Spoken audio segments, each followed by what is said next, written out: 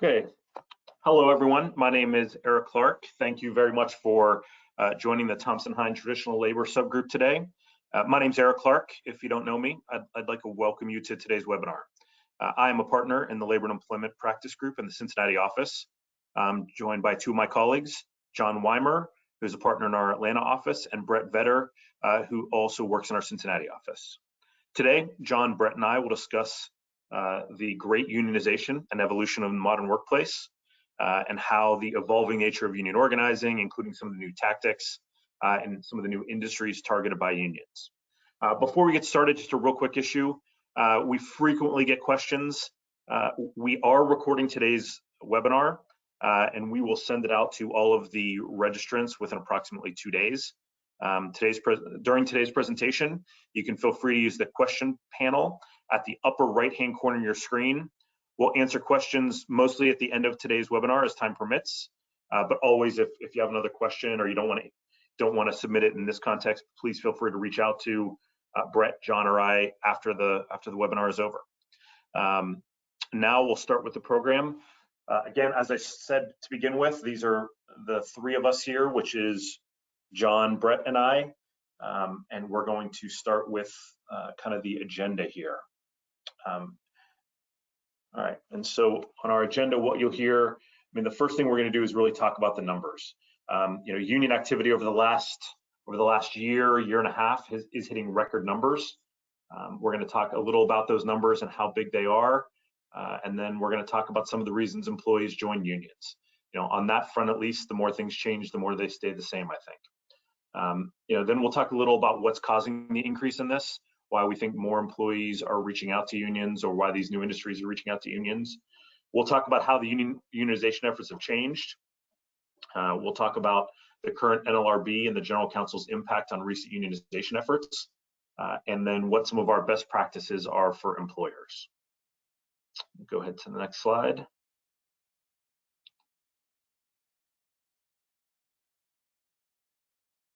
All right, and I will turn it over to Bret and let him go through some of these new numbers. Thanks, Eric. As Eric mentioned, I'm an associate attorney in the Cincinnati office of Thompson Hine.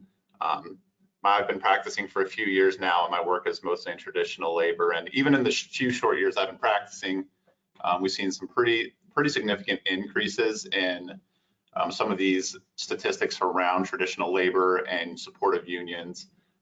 To start, as of September of 2022, 71% of Americans approve of unions. This is an increase of 3% just from last year and an increase from 52% in 2010. So that is the highest approval rating that we've seen since 1965. And this general approval of unions is a significant factor in some of the other record numbers we're going to talk about. So we've seen a record in the petitions for recognition. Petitions for recognition are basically petitions to form new unions, for those that may not be familiar. In the first 3 quarters of 2022, we saw 1,892 petitions filed. That's an increase from 1,197 petitions filed in the first 3 quarters of 2021, or an increase of 58%. So we're talking very significant increase in the number of petitions.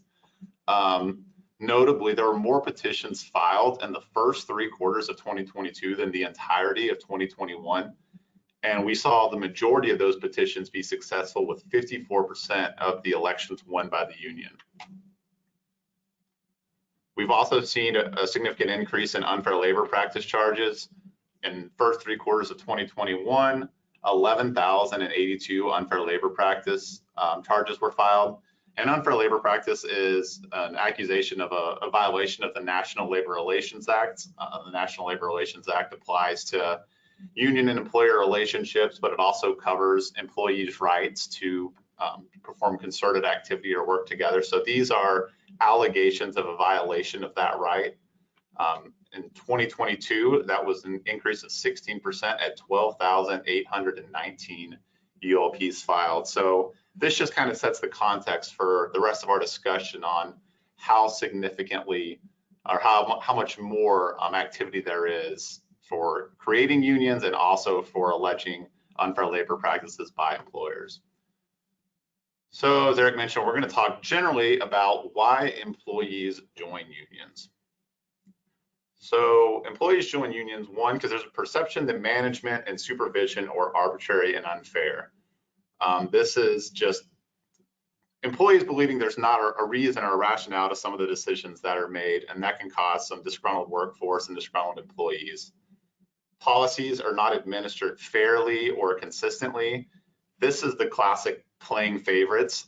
People think that some things apply to them that don't apply to others, and vice versa. And when you have employees that believe that things are being treated unfairly in this way, they're more likely to join a union and have a contract that says what can and can't be done, and it has to be applied fairly to everybody. Compensation and benefits are not commensurate for peers doing similar work.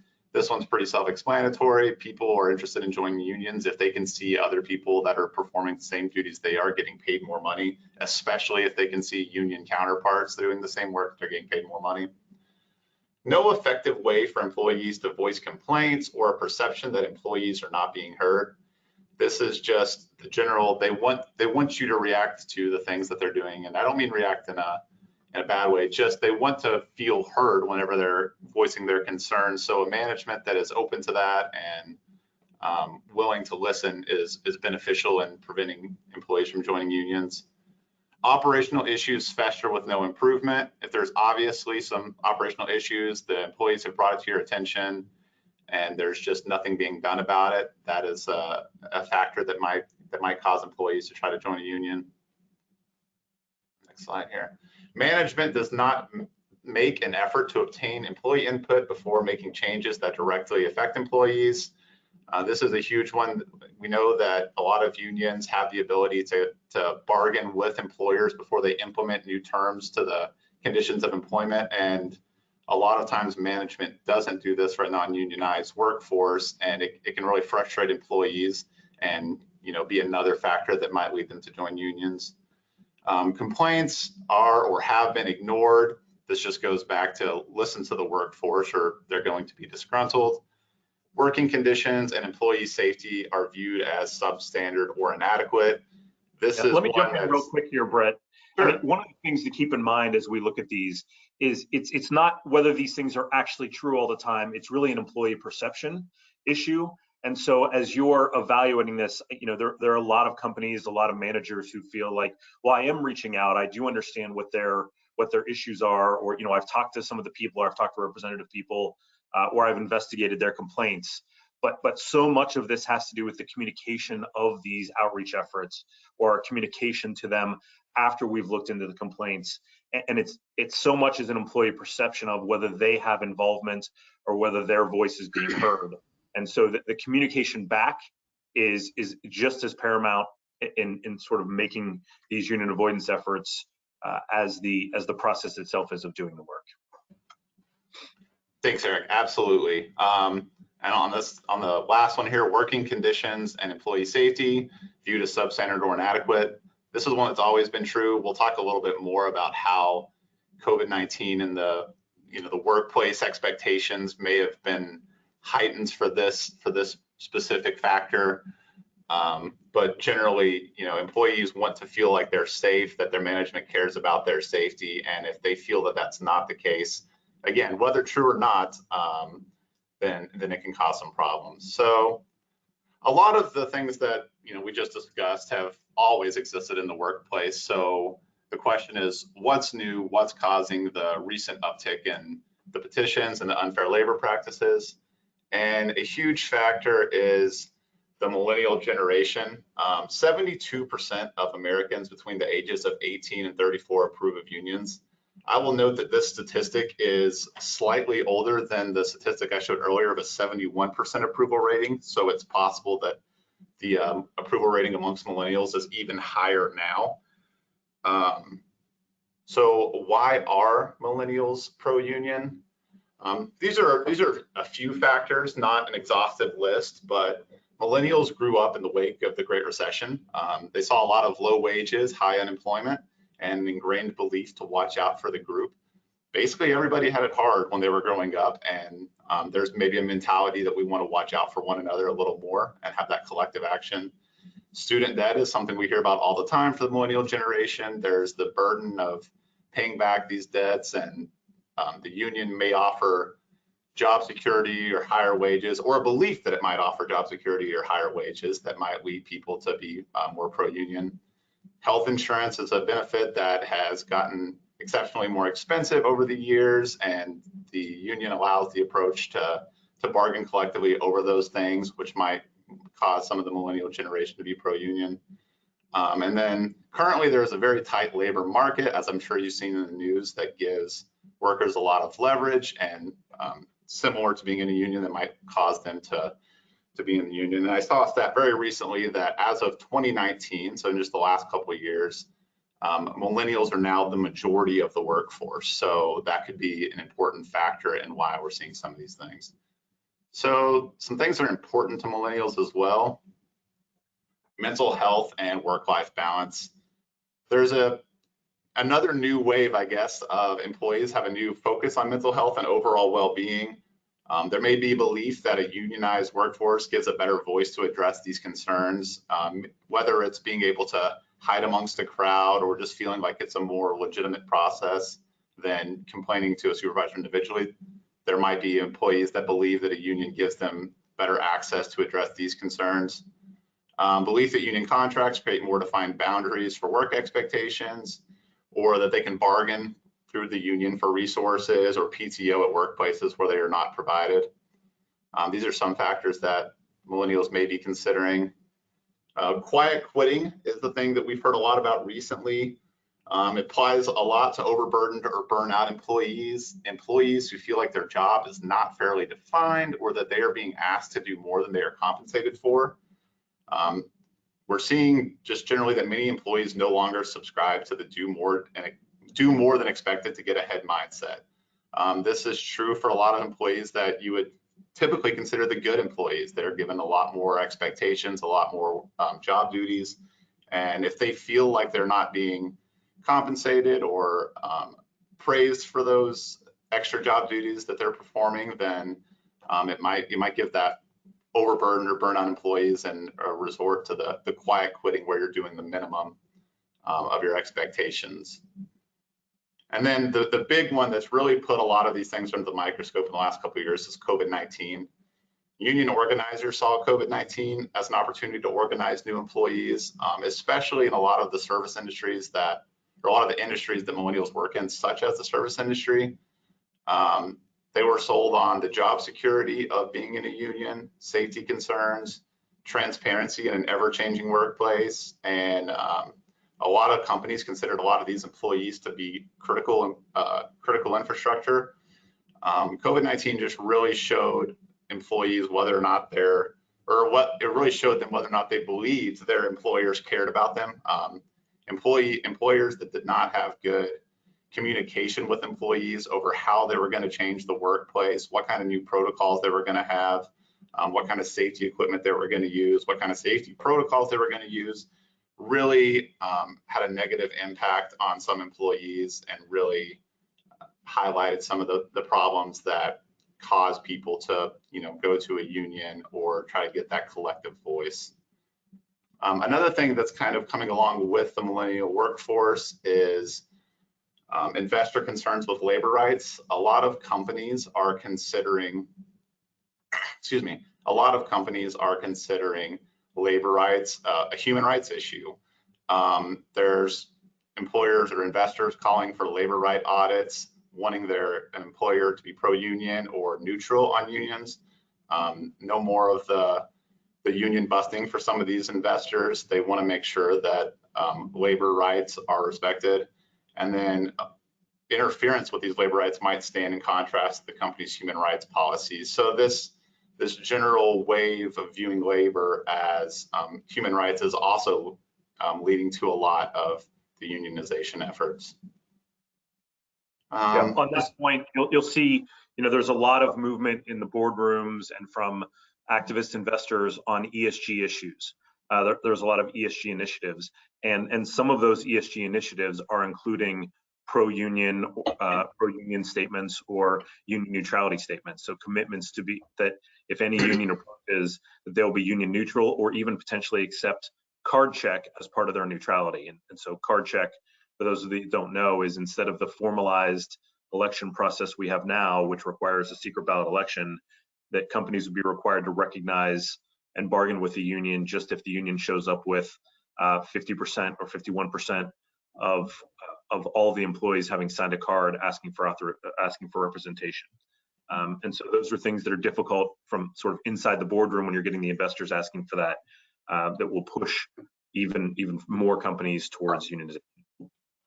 To that point, Eric, let me just add that I think it's important for employers to articulate their position as not anti-union, but simply that they prefer to operate in a way such that employees won't need to have a union.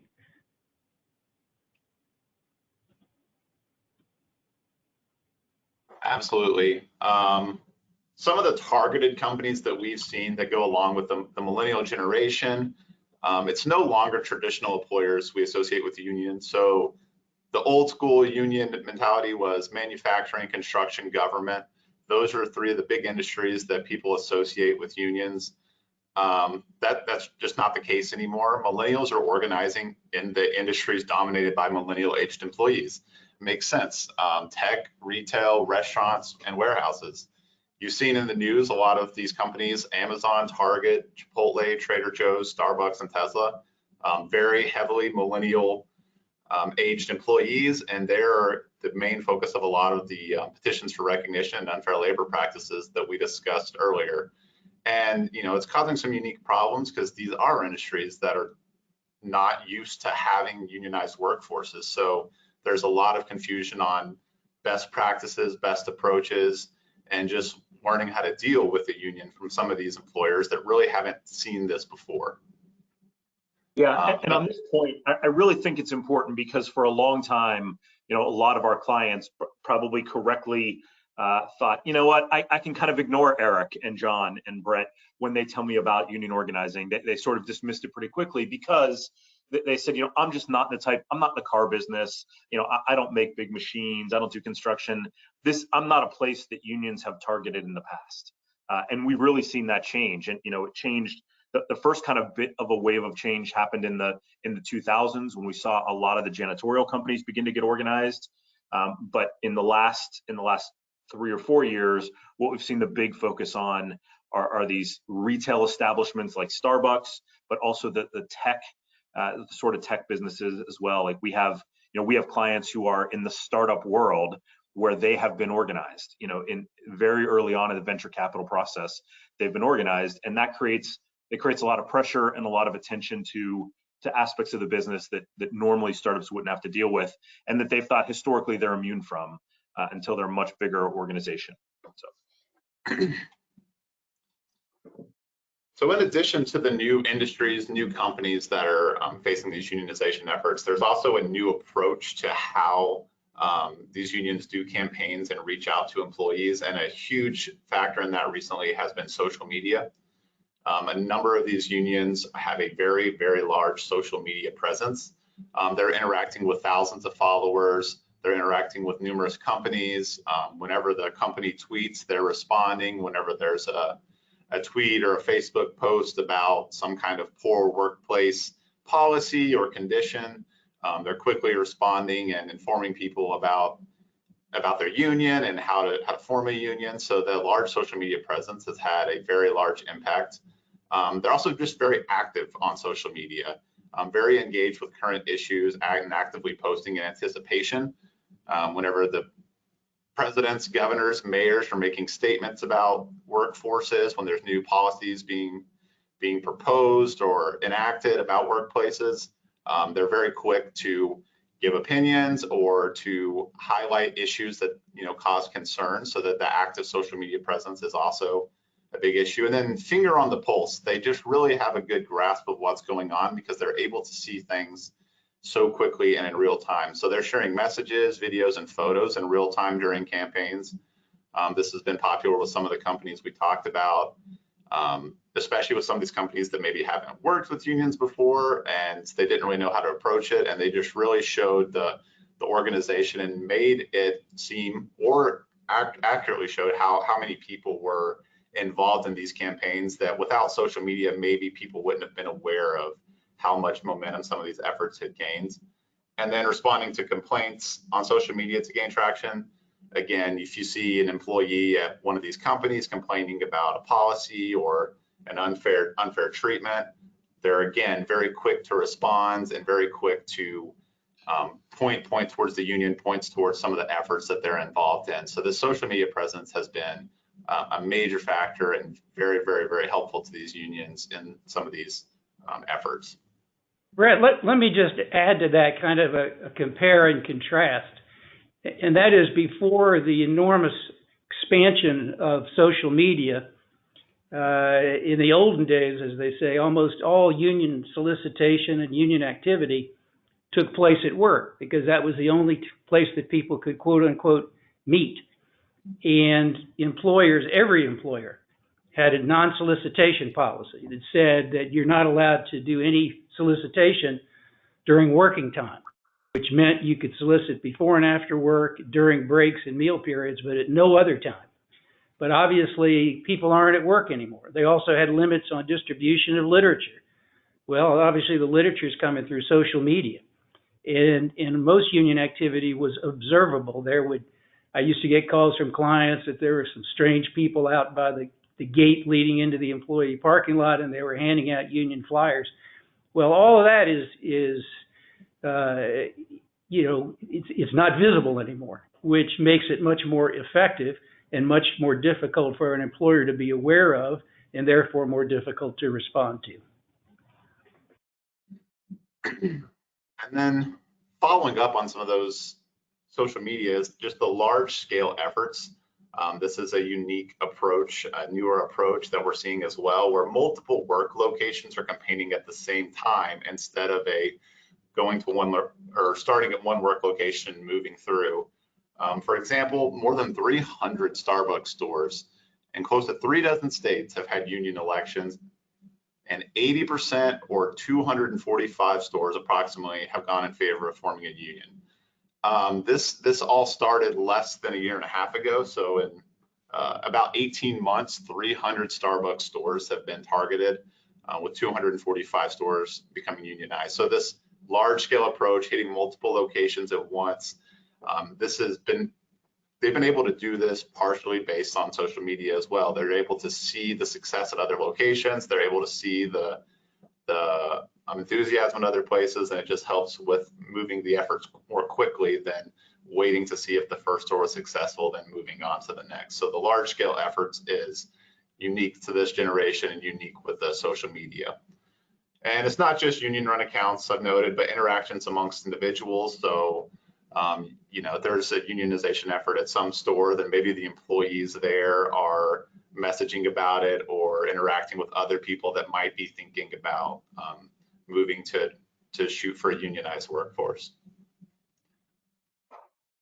I'm going to pass it over to John to discuss pro-union NLRB and administration's impact on unionization efforts.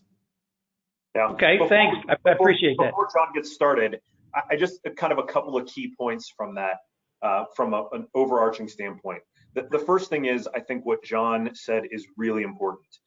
In the past, our ability to react to union organizing campaigns, it would be very quick and very prompt because we would know immediately when it started. We'd see union authorization cards laying around a break room. We'd see people out in the parking lot, and we would immediately jump on those campaigns and really campaign pretty heavily from the start against those folks. We've lost that ability to identify it sooner, and so it puts more strain on the supervisors and management to identify when those things are happening, just from sort of some of the other signs that organizing might be occurring, like for instance, new groups of employees or meetings or people getting quiet when you walk into the room. Changes in behavior are important things to note because they can trigger union organizing. The second thing is, as we talked about, it's happening in new industries, and so that's important. And the third thing is that the types of communication, the communication is so much faster. It's not just silent and difficult to see from our standpoint. It's also faster and more effective. I've seen union campaigns over the past year that have been conducted entirely via Zoom or via Teams meetings that the union runs with people, from their houses or from people in other locations. And so the unions have dramatically improved their methodology, and they become more effective. Only 10 years ago, unions only won about 25 to 33% of their elections, and now they're winning over 50%.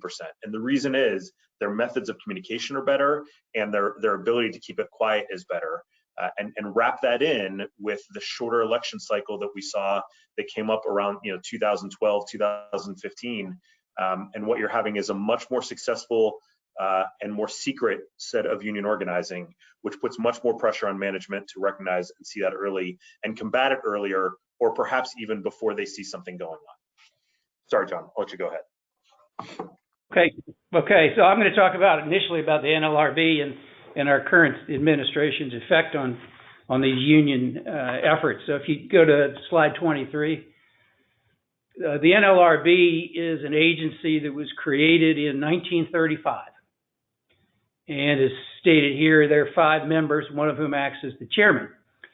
There has been an unwritten rule of thumb since almost the beginning of the board that 3 of the board members would be members of the same party as the person occupying the White House, and the other 2 members would be members of the party not occupying the White House. If we ever have a real third party, I don't know what's going to happen to that rule, but it's been Republican and Democrat since 1935, so that's the way it happens.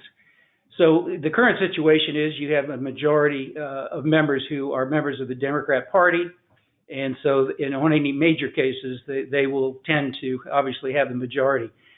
I will tell you that, and this is, I tend to stray from the script probably more than I should, but I will tend to tell you that from 1935 till 2009, the NLRB, even though administrations changed, there was what I would call a general consensus and a reservoir of goodwill on the board that you didn't stray too much one way or the other. And so precedents were followed.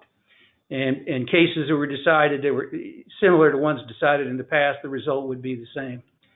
In 2009, the Obama board, in my humble judgment, completely went off the rails and started reversing precedents that had been around for 20, 30, 40, 50 years, and I'll mention one in a minute. Well, in response to that, we had the Trump board, and they went back and changed everything again. Now we have the Biden board, and it's doing the same thing. And these boards are they're just in the tank for the union, and it's that simple. And we need to understand and appreciate that. In addition to the 5-member board, there's a general counsel who's appointed by the president, and the general counsel is responsible for the investigation and prosecution of unfair labor practice cases. You should know the current general counsel is named Jennifer Bruzzo. Eric Clark knows her personally. I don't know her personally, but I know that her public pronouncements are to the effect that she believes vehemently that more people should belong to unions and that union efforts should be promoted almost without limitation. So that's what we're dealing with. What will happen after 2024, remains to be seen. But as is noted on slide 24, the board's membership and the general counsel change with each election cycle. Yeah, John, on Jennifer, Jennifer she's extremely intelligent, but she would definitely, I think, even qualify herself as a pro-union zealot. Her job without a doubt. Yeah, but her job before taking the job as NLRB General Counsel was she worked for the Communications Workers of America, and her job was she was in charge of special projects, and specifically special projects were finding creative legal arguments to expand the number of people that are represented by unions, not just the CWA, but by unions across the entire country. She does, as you said, believe that more people being in unions would dramatically fix a lot of what she identifies as the problems in the country today. And so as a result, she thinks the purpose of the National Labor Relations Act is, and her job as the National Labor Relations Board General Counsel is to increase the number of people that are represented by unions by literally any means necessary. And her efforts Her efforts are across the entire gamut of things. They include everything from things you're going to talk about to things like college sports. She believes every single college athlete should be a member of a union. And so, those are the types of things that, she really sees the National Labor Relations Board scope as expansive, and it should continue to expand further than what it already has. Correct. Over on the next slide, there's some recent board decisions that illustrate or are good examples of what's going on. For example, this case Tesla Inc., and you're certainly aware that Tesla's had its issues with unions, that said that an employer now carries the burden to establish that special circumstances exist to justify any restriction on the important Section 7 rights of employees to display union insignia. It used to be that if employers had some type of a uniform policy where people, wore a company uniform or whatever, then employees had to comply with that. But this board said, no, you don't have to do it. They can bring union insignia. They could even wear union T-shirts, and whatever your uniform policy is, it's typically not going to be enough to justify your restricting employees from wearing those types of shirts or insignia. There's another case here, Valley Medical Center. And in this case, the board said that employers must continue deducting union dues even after the expiration of a collective bargaining agreement. Now, you have to cycle back to 1962, which is when a board appointed by President John Kennedy held in Bethlehem Steel that if the contract expires, then the union dues checkoff provision that's part of the contract also expires. And therefore, the employer need not continue checking off union dues. Obviously, that was a big incentive for unions to agree to contracts. Because if you didn't have any dues money coming in, that was a dire situation. But this board decided, first the Obama board did, then this one decided that what was decided in 1962, that they were going to depart from that and simply change the law entirely. A third thing to keep in mind, although it's not a product of the Biden board, it's the Obama board, and Eric alluded to this, is we're having much quicker elections now than we had before. Typically, from the time of filing a petition until an election, up until 2012, 2013, was typically around 38 to 40 days. What that means is that an employer, once it found out about the union activity, had approximately that amount of time to respond, to address these issues.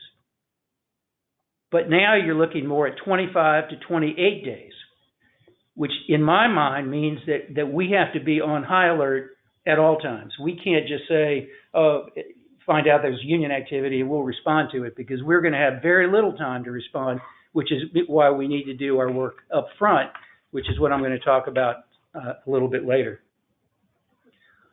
On slide 26, you should be aware of a new rule proposed by the NLRB on joint employers.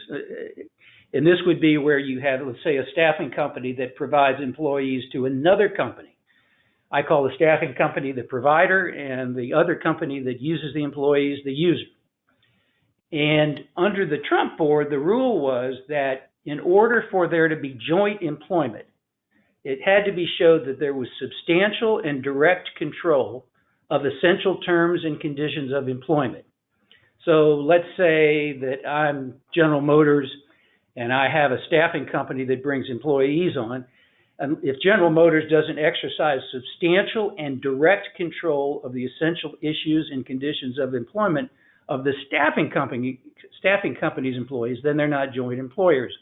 The new rule is that if two or more employers would be considered joint employers if they share or co-determine those matters governing employees' essential terms and conditions of employment.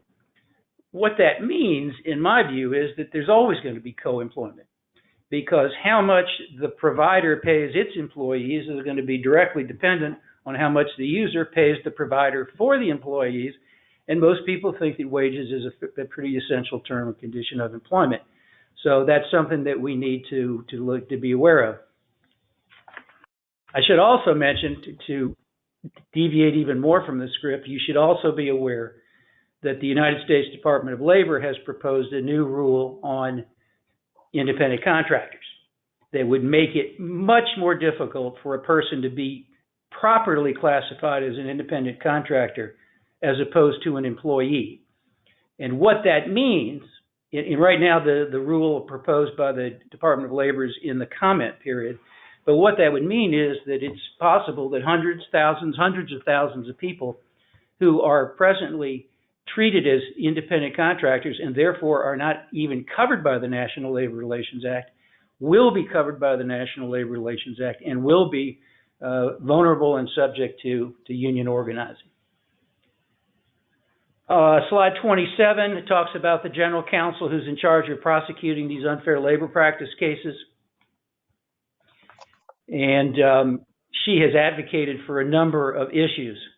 One of them is, as you can see here, to seek a ban on captive audience meetings. Now, captive audience meeting, those words, to me, are a bit pejorative because they seem to contemplate some sort of thing where employees are gagged, blindfolded, and their hands are tied while they have to sit and listen to something. What a captive audience meeting really means is the employer can require the employees to attend it. And the captive audience meeting has typically been one of, if not the, most powerful means for the employer to communicate with employees about the unions. Many years ago, these were typically just speeches and oral presentations.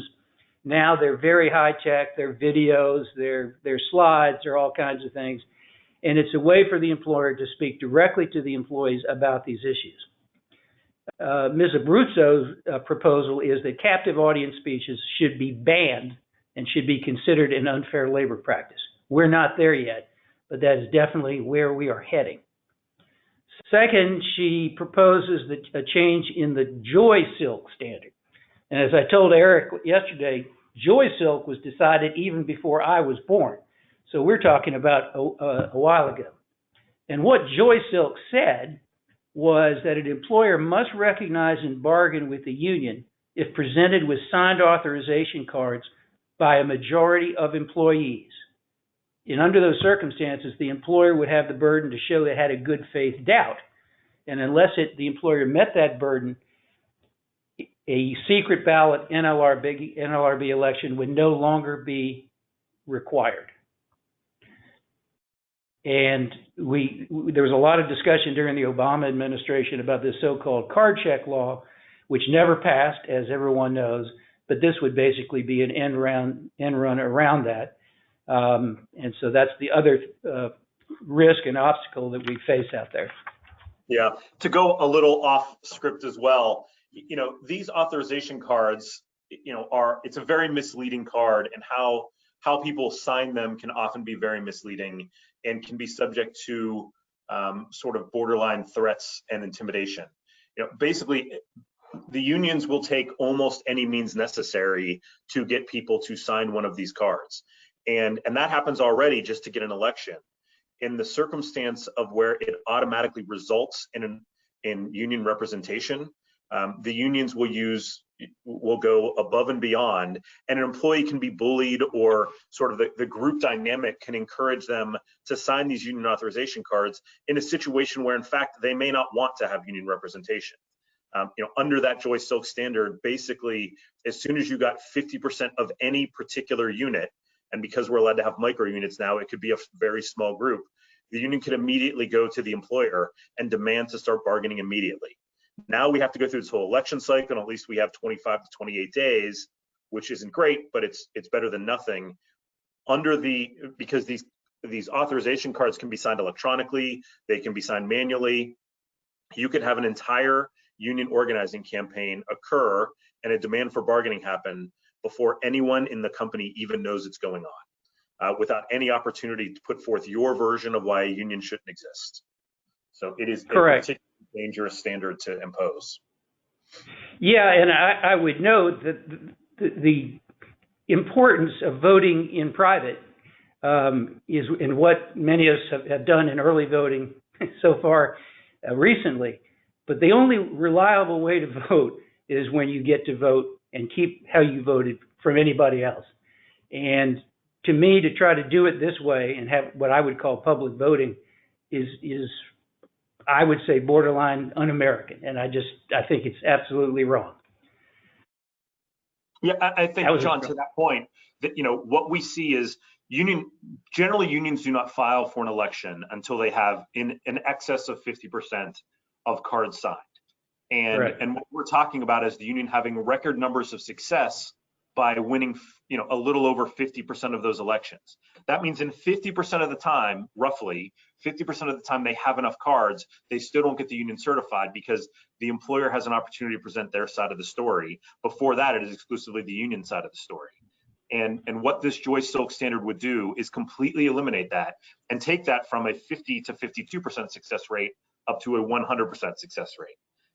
And that's why it's particularly damaging or important for employers to avoid having to live by that standard. Yeah, I couldn't agree more.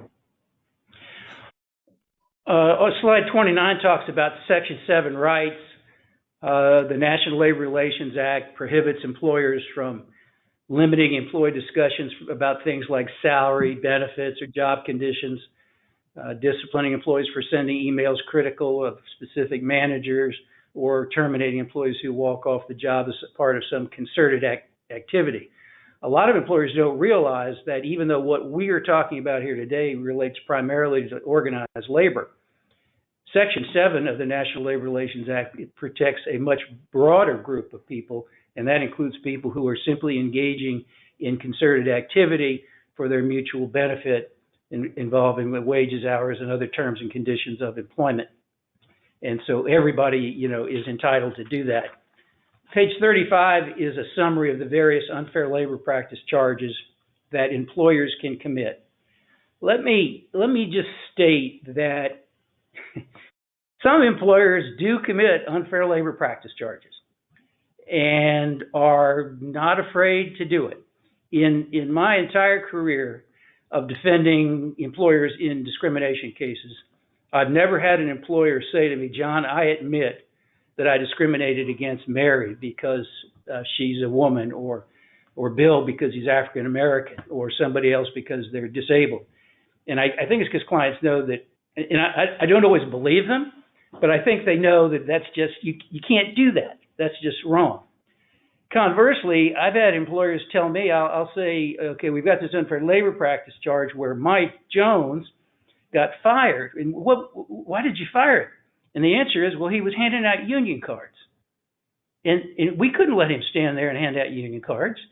And I've seen this time and time again where for some reason employers think it's okay because this whole issue of union versus management is so vital. You can be successfully union free without committing unfair labor practices. And in my view, doing things like that probably only increase the likelihood of unionization. You'll see 5 boxes here on the slides. The first one is 8A1, which is generally interfering with organizing, collective bargaining rights. So, the middle one, dominating or interfering with union or providing financial support. That's a violation of Section 8A2. In some employee involvement or engagement programs might be a violation of Section 8A2. My view is the more employee engagement an employer can have, the better. And we'll worry about Section 8A2 and if and when the time comes. And if and when a union files an unfair labor practice charge saying the employer and the employees are meeting to talk about work and that we don't want them to meet. We think they should only meet if we're there. Section 8A3 is discriminating against employees in order to discourage or favor union membership. 8A4 is discharging or retaliating against employees who file charges or give testimony. And then 8A5 is refusal to bargain in good faith. And so over to slide 31, you need to make sure your policies do not infringe on employee rights under the NLRA. One question is, do you have company policies addressing employee rights for collective action?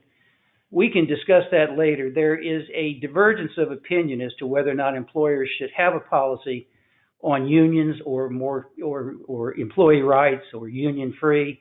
I tend to think they should. Some employers say, well, if we mention unions, then employees will think of it. We live in a day and time where the employees are going to think of it, and somebody's going to bring that to their attention. And I think it's better to have a policy that addresses it in advance. All right, so slide 32, what are the best practices that employers can do to try to deal with this? And let me just add one thing, and this may come as a shock. I think a vibrant labor movement is an important thing in this country. I think there are a lot of employers that treat people right, not because they do it out of the kindness of their hearts, but because they don't want to have a union. And so I think the threat of that is important. So I'm not anti-union. I just want, as I mentioned earlier, I want our clients to run their companies in a way so that the employees will not perceive any need to have a union. First bullet point, listen to employee concerns. And two-way communication is critical. Employees have to have a way to communicate concerns and issues and questions. And I think this is just as important, employers have to communicate to employees about what's going on, about important issues. I don't think there's anything that's worse for morale than uncertainty and no communication. So good two-way communication is critical. And let me add one other thing. Policies on communications cannot be fake. I know a lot of companies that have complaint procedures, open door policies, they're fake. If somebody invokes it, an employee invokes it, and they don't get a response, that only makes things worse. So if you're going to have these policies, make sure they work for the employees, and if somebody makes a complaint or asks a question, always respond to it. Even if you tell them something they don't like, that's better than ignoring them.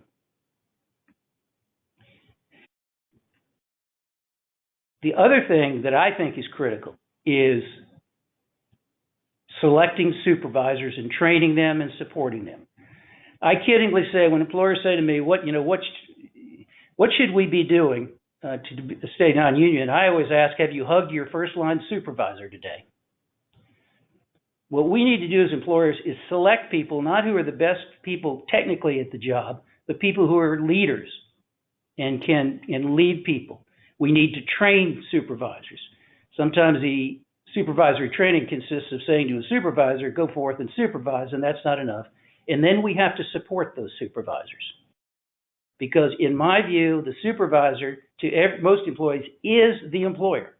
And if we have motivated, trained, competent supervisors, that is the most important thing I think that employers can do. Other things to think about, and I just mentioned these, sort of tick them off. Ease up on employment at will. I see so many handbooks, applications, personnel manuals where we're constantly beating employees over the head with "you are terminable at will." Well, most states, you're an at-will employee just as a matter of law. I think it's okay to say that every now and then, but don't constantly remind people they have no job security. Because if I'm a union organizer, I'm going to tell them, listen, I've never signed a contract that didn't have a just cause provision and makes you not at will. So I say ease up on employment at will. Sell the company. I had one union organizer tell me, John, if employers would spend 1% trying to sell the employees as what they spend to try to sell the public or customers, I couldn't organize anybody. But we have to understand employees are a constituency, just like the public, and we need to sell them on the company. Which leads me to the next point, which is we need to take credit for what we do.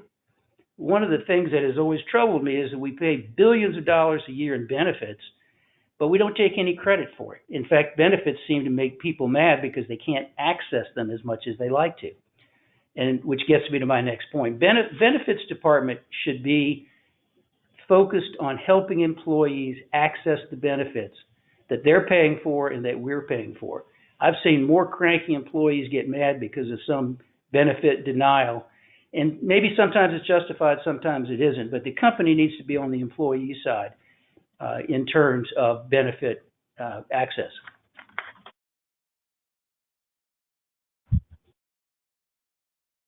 And then finally, as Eric said, the more things change, the more they stay the same. The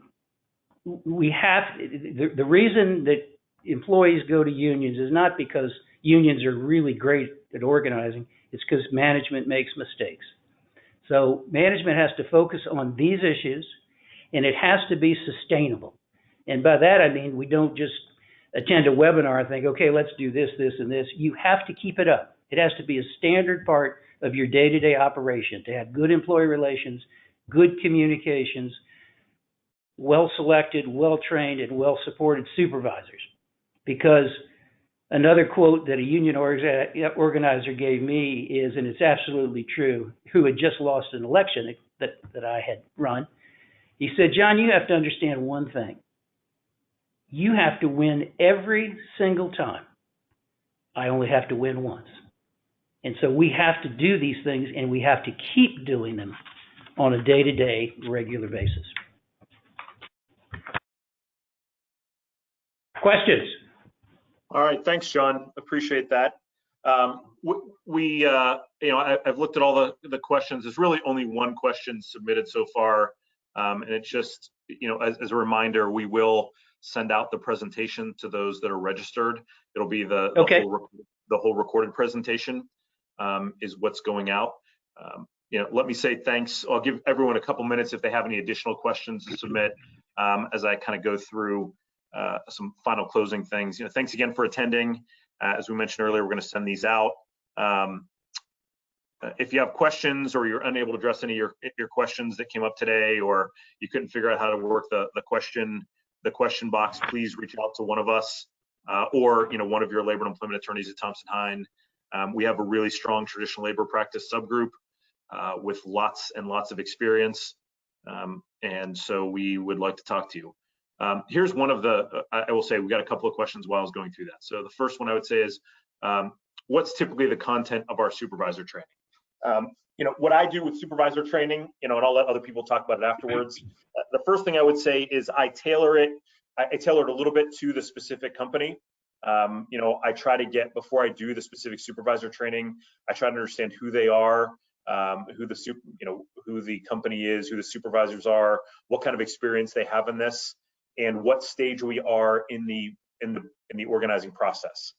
If we're very late in the game and a petition has already been filed, for example, we go very much to some sort of formal legal training, which includes things like no surveillance, no promises, no interrogation, and no threats, often known as TIPS or SPIT. But if we're earlier in the process, where it's just sort of before we have a lot of activity, we focus much more on kind of the supervisor engagement process. And we focus more on making sure, they should still know the law, but also we look at making sure they know and can identify the signs of union organizing, some of the more specific things that can happen in the process. That's how we would focus our training earlier in the union avoidance process. The next question we have is a really good one. Can the NLRB simply promulgate law to change labor law? So it's a great question. So first, I would say the National Labor Relations Act is a little unusual in that it formed, as John said, its own administrative committee of judges, which is the National Labor Relations Board. And what was decided in the act over the course of the years, how it's been interpreted, is that as the political sentiment and changes, the National Labor Relations Act and its amendments give the National Labor Relations Board the authority to ignore or change precedent. It is more persuasive and it is not binding. So while they can't necessarily change the written law itself, they can't change the National Labor Relations Act. The act itself is only a few pages long, but we have millions and millions of pages of interpretation of that law. I mean, as an example of what that, the law says, for example, you cannot interfere with someone's right to engage in collective bargaining. And how that has been interpreted over the last 80 or 90 years is extremely broad. So the ability to interfere now includes you can't have, what Jennifer would like to say is you're not allowed to have captive audience speeches with your own employees, which is to say you can't have a meeting with your employees to talk about union avoidance. That would be unlawful interference under her view. So while they can't change the written law, they can change their interpretation of that law. The next question is, so the question is, can there be a case in front of them as well on an unrelated issue? So the NLRB General Counsel can issue memorandums which are not necessarily binding, but they will indicate how the general counsel is going to prosecute cases. And they are persuasive to the board and the administrative law judges as well.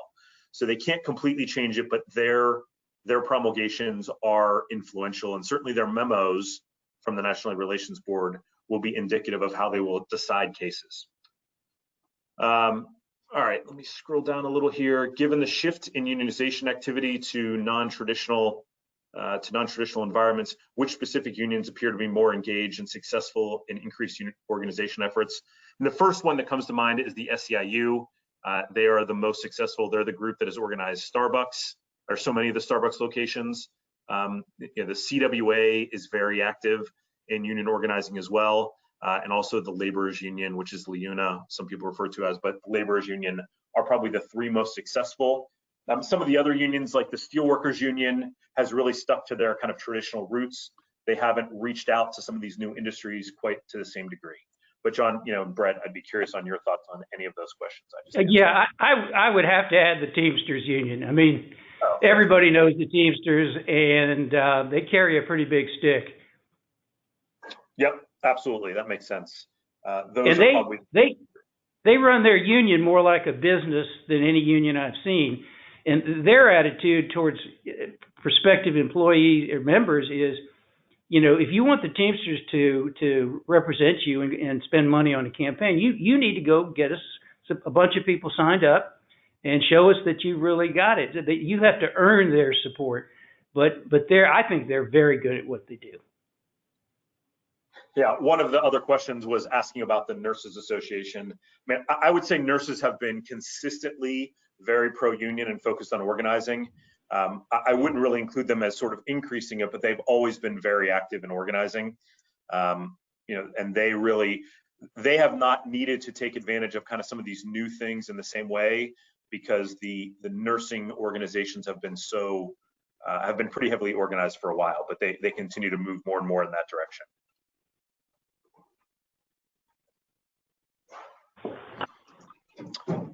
All right, we're wrapping up there.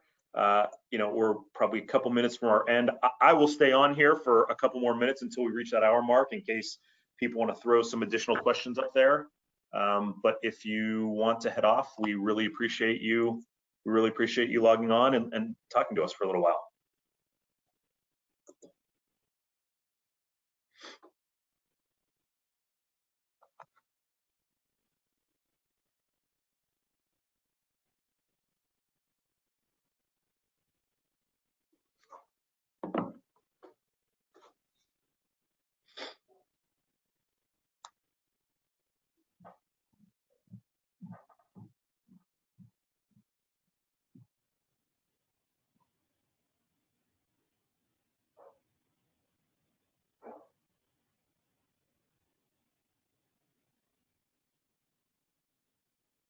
So we did get one more question here that I will address. Is have we seen an uptick in unionization of museums?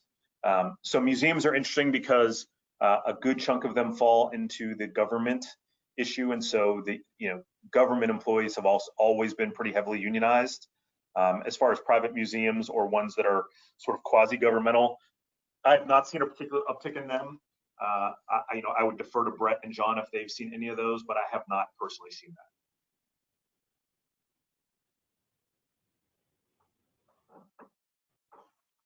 Neither have I. Me either, no. Okay.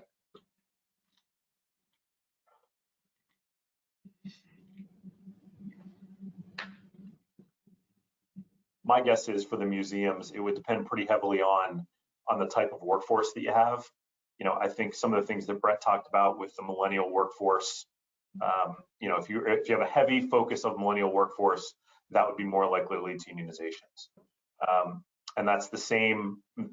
We had another question related to that, is whether there's an uptick in unionization efforts in nonprofit organizations. The answer to that is yes, to the extent they're in these organizations that have heavily millennial workforces. To the extent you have long entrenched workforces, I would say no, we haven't seen those. But the newer the newer groups have been much more likely to organize.